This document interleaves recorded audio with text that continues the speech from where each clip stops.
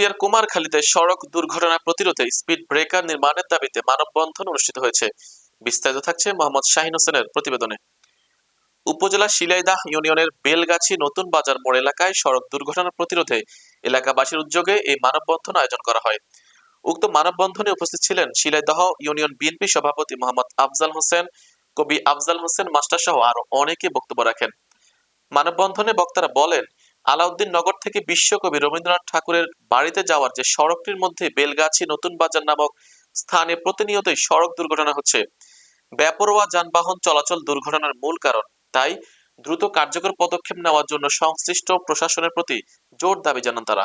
মানববন্ধনে বিভিন্ন প্রতিষ্ঠানের শিক্ষার্থী ছাড়াও বিভিন্ন বয়সী সাধারণ মানুষ স্বতঃস্ফূর্তভাবে অংশ নেন।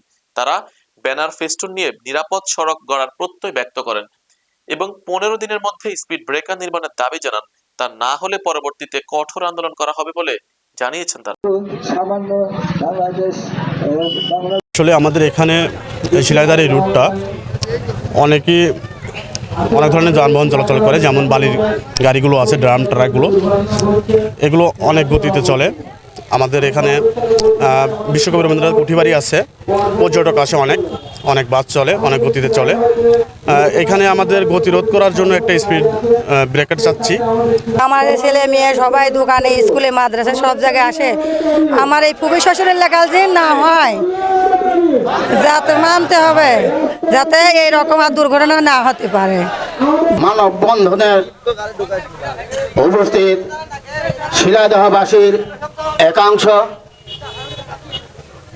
এই রাস্তা 1975 সালে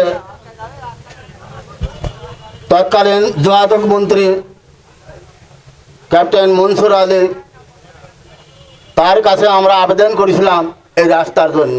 আপনারা জানেন যে গত কয়েকদিন আগে, গত রবিবারে আমার বাবা মারা গেছেন সড়কে দুর্ঘটনায়।